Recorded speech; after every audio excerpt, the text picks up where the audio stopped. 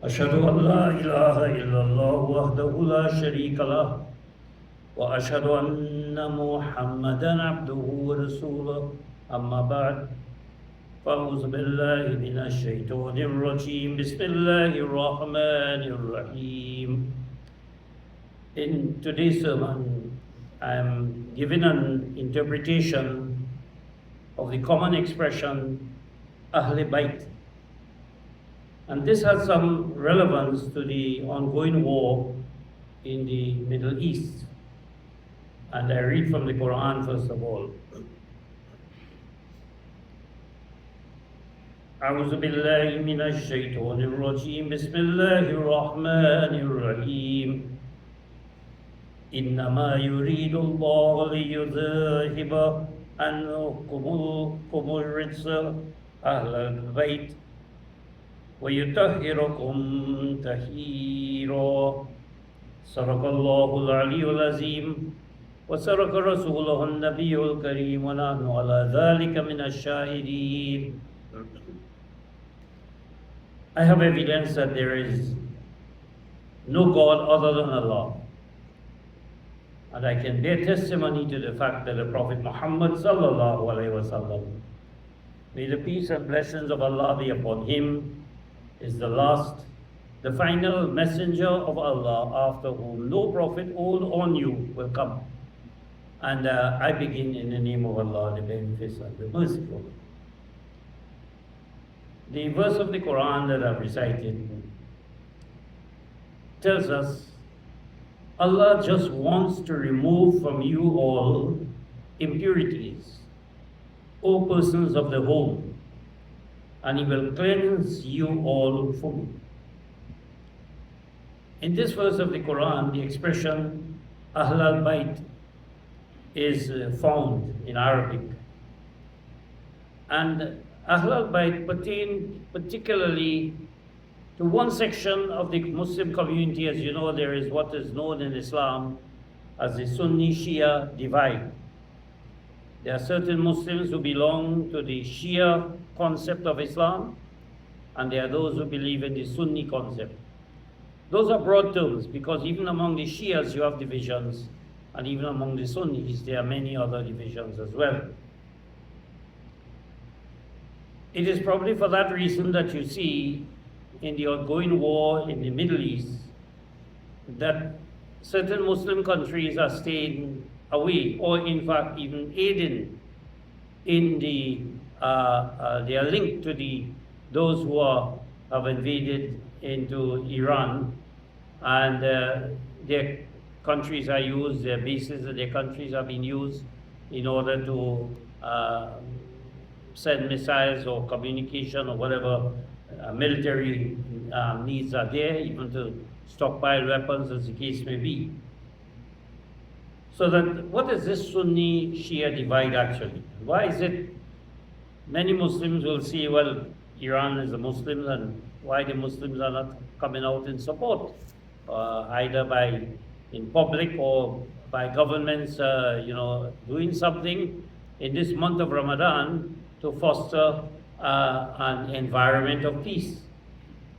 And the reason for this is because, as I've said on other occasions, this Muslim Shia divide, Sunni Shia divide, is based upon a tradition of the Prophet Muhammad.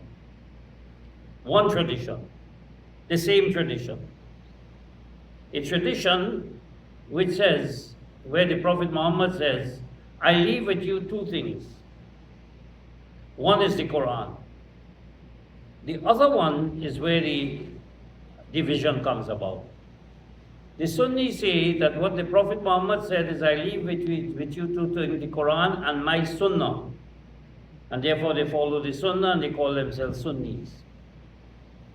The Shia say, and the Sunnis agree, that there is a hadith like that, where the Prophet Muhammad said that I leave with you two things, the Quran and the Ahl Bait, my family. This is what they interpret it to be. So that when the Prophet Muhammad died, there was a succession vacuum a void that needed to be filled. Somebody should take his place. Of course, no one could really surpass the Messenger of Allah except one.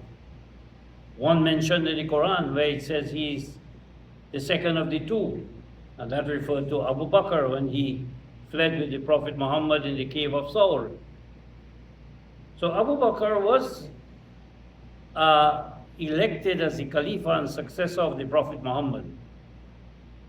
And there are some prominent Shias who accept that. But they accept Abu Bakr as the Khalifa and successor of the Prophet Muhammad only in the political sense, the governance of the Muslim community. But so far as the spiritual succession to the Prophet Muhammad, they wanted Ali, the cousin and son-in-law of the Prophet Muhammad, because they said he is from the Ahl Bait. Ahl means, well, it's translated as family, and Bait means the home, the family of the Prophet. And that is mentioned in the Quran, in the chapter dealing with the Prophet and his wives. This the verse I've recited says, O people of the home, O Ahl Bait. So they base their claims on the fact that the Quran mentions Ahl Bait, and the Prophet says he leaves the Ahl Bait as his successor. And this has caused the major confrontation between the two groups. Of course, in the time of Ali, there was when Abu Bakr was elected, and after him was Umar, and then Uthman, and then Ali became the Khalifa, the fourth Khalifa. Now the Sunnis accept Ali as a Khalifa, and the Shia say now he's in not only spiritual leadership, but he's in political leadership. But there was a challenge to Ali's leadership for several reasons, which I wouldn't go into. One of these was made by Aisha, the wife of the Prophet, who was also Ahl Bait, and because she was from the family of the Prophet, the household of the Prophet. And the other one was by a person by the name of Muawiyah.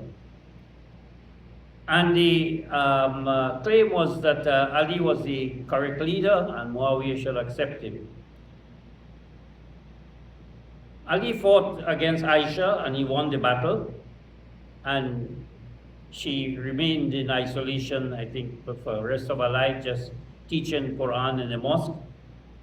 But Muawiyah's challenge was always there. And eventually there was an arbitration of between Ali and Muawiyah. And it came to a stalemate, as it were. Ali was accepted as the Khalifa, Muawiyah as just as a governor. But there was an agreement, or there's at least a suggestion, that after Ali dies, his son Hassan will be the Khalifa. Muawiyah, however, continued and became the Khalifa after Ali died. And then he did in fact appoint his son Yazid as the successor, as his successor. And this again is what caused the problems, because Hassan accepted the fact, and he just was a Khalifa for just a little while, and then he resigned and allowed Yazid to be the head of state. But there were people who followed Ali who didn't like that. One of these was Hassan's brother and Ali's other son, Hussein. And he was the one who challenged Yazid, and we know the story of the Karbala battle and the massacre that took place there. What is surprising is the kind of concept that people have here of family succession. The people of the Shias believe that there should be a family succession, family of the Prophet Muhammad. He was selected by God, and his families will be blessed. His children, grandchildren, and so on, they will be blessed. And the Quran says he didn't leave any son, but after his daughter Fatima, there were sons, Hassan, Hussein, and then Zainul Abidin, and a host of other sons who became the successors as the great imams of the Shia community. On the other hand, the Sunnis believe in a democratic system, and it is said that Muawiyah went against that democratic system by appointing his son as the successor to him. This issue should not even have arisen. Because on the one hand, the people of the Shia say, yes, family succession is necessary. That is the only kind of governance they will accept. And in the case of the Sunni, they sometimes do object to the fact that Muawiyah appointed his son. But if Ali could have said that my son should lead after me, what was the problem with Muawiyah? And later on, however, a lot of things have been said, both about Muawiyah and even about the children of Ali, and a whole mass confusion and argument started that has gone through the ages to create this big divide between the Sunnis and the Shias. The Sunnis, of course, went on to continue to rule for a particular point in time, almost 100 years or more, and then they were succeeded by those who were the followers of Ali. They also took leadership after a particular period of time. During that time, of course, there was a lot of political upheaval and bloodshed that was shed among the Muslims. But it was a period of knowledge and learning by other people as well. Now, the Shias later on, how did they come to Iran? How did that become a Shia state instead of Arabia or other parts of the world? The reason for that is because, as I said, the division between in succession to the Prophet Muhammad was twofold. One, a political succession, and one was a spiritual leadership. Now, according to the Shia, they had the spiritual leadership, they held on to this. And after the death of Hussein in the Battle of Karbala, Hussein was married to a Persian woman. And it is through her children that some of the great scholars of the Shia community came about. One of them, one of the most prominent was, of course, a person by the name of Jafar, is known as Jafar as-Sadiq, the very truthful one. He was a great scholar, and in fact, the Sunni scholars learned quite a lot from him. So Shia has contributed quite a lot to intelligence and interpretation of the Quran, and a lot of great things on Islamic dogma and doctrine and understanding the Quran. They did have some spiritual leadership, and the Sunnis also have contributed in having great people among them, mujaddids and saints and others. Both contributed, and both made enemies between themselves. Among the Shias, they divided again later on into two groups. Mainly, there were other groups as well. One known as the Jafari, which is the present group in Iran, the larger group. And then there's, of course, the Ismailis, which, as you have heard, the Aga Khan is the head of that. One believed that after the Prophet Muhammad, there were 7 imams. The other one believed there were 12 imams. And up to today, people are called imams in Iran, Imam Khomeini and Imam Khamenei and others as well. But in dealing with the subject of Ahl Bait, we need to understand that Ahl Bait does not mean Muhammad's household. The Prophet Muhammad's household does not mean that. The verse in chapter 33 is in reference to his wives. But Fatima's mother was not there. That was Khadeejah. She had died long before. So when the Quran is speaking here of the Prophet's household, it excludes Fatima's mother, Khadeejah, because she was not alive at that time. Of course, Fatima would have been of the family of the Prophet Muhammad as well. But this verse is in reference to his wives. And in another verse of the Quran, the wives of the Prophet Muhammad are called the mothers of believers. Therefore, when the Quran uses the word Ahl Bait, it means all faithful Muslims. Not only the house of the Prophet Muhammad, but faithful Muslims, because you have good Muslims and you have bad Muslims. Quran has identified that. So that if we look into the Quran and see the use of the word Ahl Bait, it comes in different forms, but there are just 3 places in which Ahl Bait is used. That expression, Ahl Bait or Ahlul Baiti or Ahl Baitin. It is used, for example, Abraham's family. This is why I say it is for caring and faithful people, because Abraham's family included certain people who were very righteous. It is also used for Moses' family. In fact, when Moses was put in the river floating, and his sister came up, the Quran says, she pointed out to Pharaoh and his palace that I will show you to an Ahl Bait, a house in which he can grow. So it applies to Moses' family here, where his mother began to take care of him after having put him into the river. So Ahl really means family, but it does not mean genetic only. It can be genetic, but it does not mean that only. Because the Quran is quite clear that the word Ahl is used in the case of Noah's son. And the Quran says he's not of your Ahl. Even though he was genetically the son of Noah, biologically, the Quran says he's not your son. Meaning morally and spiritually he was not your son because he opposed you. We know the story of Noah's son in the Quran, that he said, I will flee to a mountain, but he was drowned eventually because he refused to follow the guidance and guidelines given by his father. So we have to understand the word Ahl as family, not merely genetic, but those who share the same space or the same ideas, or they possess or belong to that which is worthy. In another place in the Quran, it speaks of the believers having Ahl, and that means their worthiness, they are worthy, they have value in them.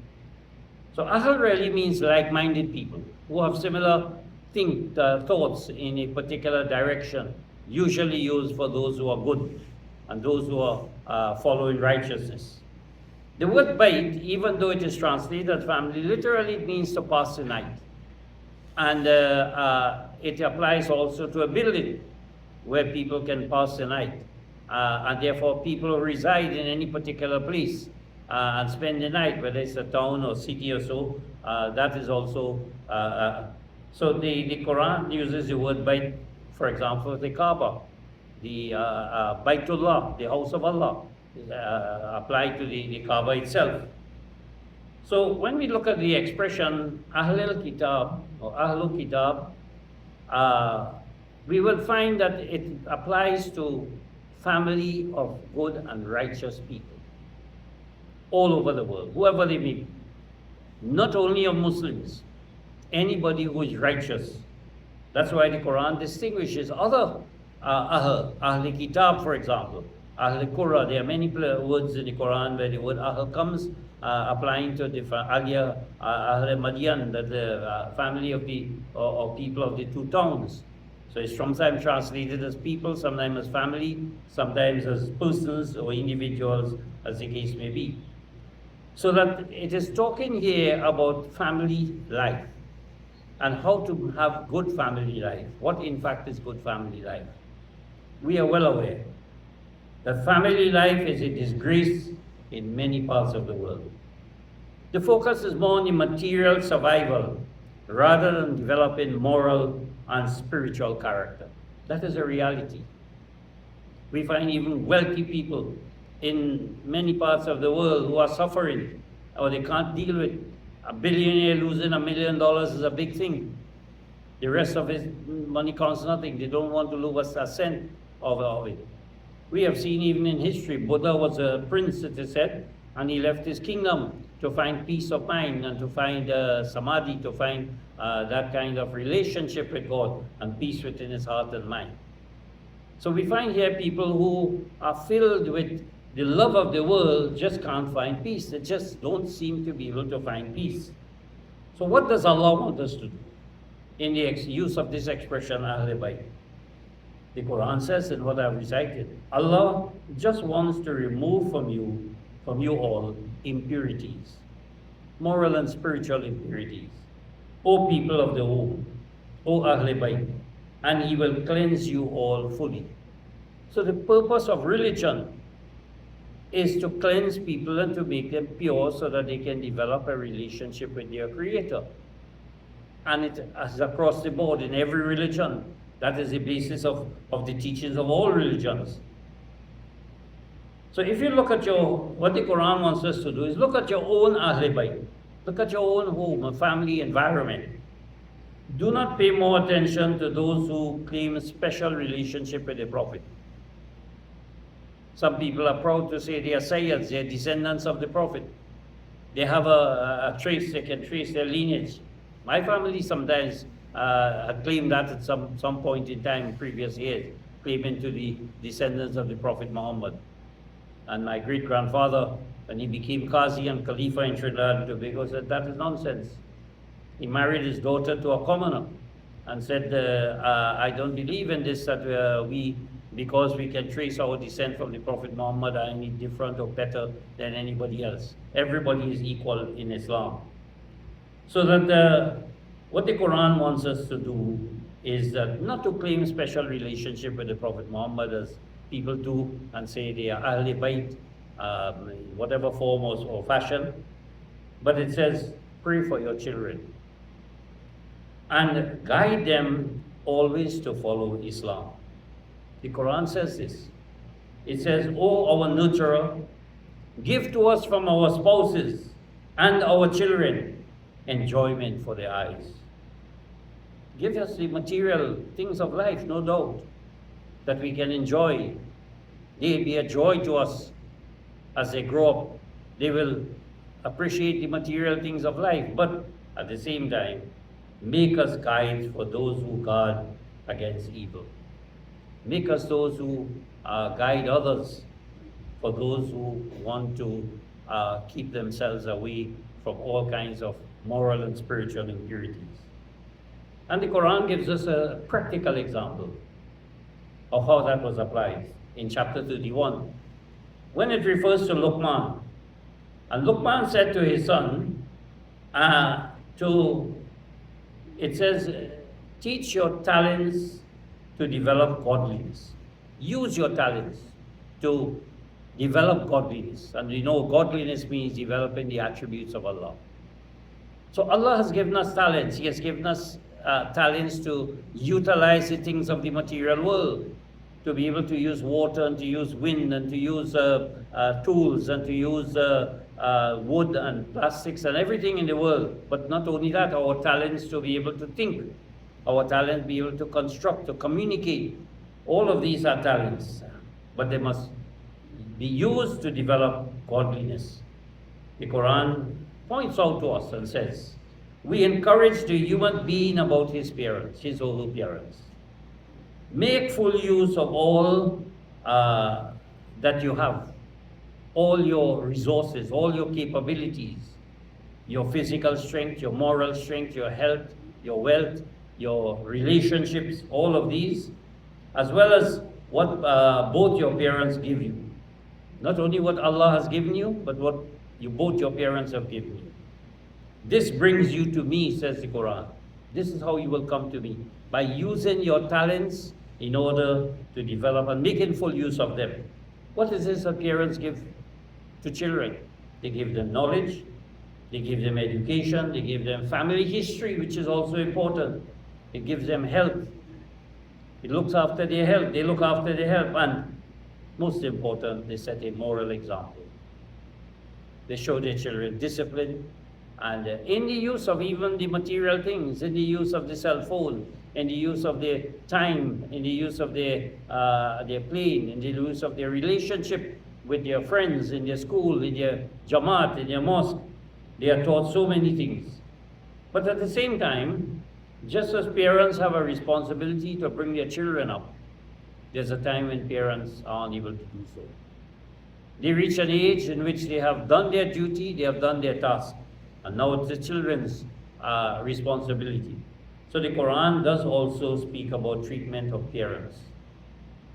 When they become seniors, it says, do ihsan to them. And what is ihsan? It means goodness beyond the call of duty. Not merely what you're required to do, but you go the extra mile, as it were. Should one of them or both attain seniority, don't say as much as oof to them, nor speak rough to them, but rather converse with them with nice words. This is so important for people to know in the world today, in which you find I have been reading almost every day abroad. Parents are killing their children, or children are killing their parents. And they are not children of 20 and 30, they are children of 5 and 6 and 13 and 14 years of age, who are either being killed, and babies who are killed by parents or vice versa. So the Quran points out to us that other guidelines are also given, and it speaks about good treatment in the home, in the family, but also in the wider family, in the extended family, which is we call the Jamaat, or the environment, or the community, even in the workplace and in community affairs, that we need to integrate with everybody to promote the principles of Islam, which is good behavior. What prevents us from being good to people, whether they belong to us or they don't belong to us, they have the same faith, they have the same religion or not, they have the same race or not, they have the same financial condition or not? What prevents us from doing good towards them and going the extra mile, as it were? But more so, the Quran does not want us to deal only with our present situation. It looks at the future. And it says to pray for them, to pray for your offspring, your generations, but and future generations. And an example is given in the case of Jacob, where he says, he called his children together and he said, who shall you worship after me? And he said, the God of our forefathers, Abraham and Ishmael and Isaac and all of these. And it is important for us to let our children know who it is they are going to worship when we are no longer here. It is not the wealth that we leave for them, the inheritance, the house, and all the amenities of life that we leave, not even the good habits we teach them. What we want them to do is, in fact, keep a relationship with their Creator. And so the Quran says, وَهْمُرْ أَهْلَكَ, again the word ahl is used here, وَهْمُرْ أَهْلَكَ بِالصَّلَاةِ وَاسْتَبِرْ عَلَيْهَا. Require that your family, ahlaka means your family, your those who are close to you, those who are like-minded, not only the genetic family, but the family of the Jamaat. It's a family of the community and society, or a family or like-minded person, as I said. Require that they upkeep prayers and stick to it. Quran goes further and said that they should persevere, they should stick to it. We see that in other religions, a lot of emphasis is placed on prayer, as it should be. Almost every religion has prayers, some kind and some form of prayer. But in some of the more prominent religions, we see certain days set aside for prayer, especially once a week. Among Christians, it is called the Lord's Day. It is Sunday, the first day of the week, as they say. Among Jews, it is the Saturday that they call the Sabbath. And they base this on the fact that God rested, and therefore these days are considered to be days of rest. But in Islam, we don't have a day of rest. Friday is not a Sabbath. It's not necessary to be a holiday. In Islam, rest is not in time, a day of the week. It is in our minds. And so the Quran says, Allah bi zikrillahi tatma'innul qulub. It is in the remembrance of Allah that our minds and our hearts find rest. So that whereas other religions just set aside a day when the physical body is at rest, some people don't do work at all. Many appliances, elevators and fridges and so on have to work automatically because they are not even allowed to put on a light switch. Some people are that fanatic. The elevators on Sabbath day will work automatically, and the fridges, my fridge has certain Sabbath features as well too, and some other equipment I have home which were in fact were designed for that kind of thinking, that the lights will go on or certain things will happen on the Sabbath day, but you have to set it. So that what the Quran points out to us, what is needed in the world today is in fact the peace of mind, the calmness of mind. And we develop that in our relationship with each other. So Ahl Bait really provides the concept of what is true caring in society.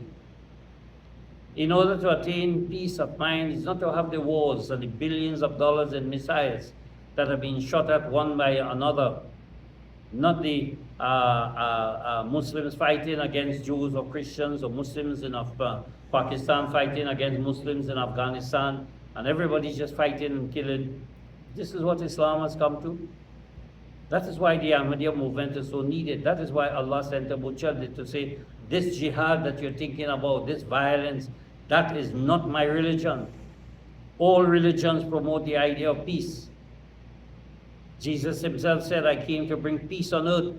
The Prophet Muhammad came to bring Islam, which means peace. All religions, the Hindus say Om Shanti. Shanti means peace. All religions promote the idea of peace. So Ahl Bait really, in the Quran, provides the concept of what is true caring in society, and embracing everyone without discrimination to live in peace and harmony and not hostility. That is the message that the Quran sends out to the world. Barakallahu lana wa lakum fil Quran al-Azim wa nafa'ana wa iyyakum bil ayati wa zikr al-hakim. Innahu ta'ala jawadun kareem, malikun barrun rahim.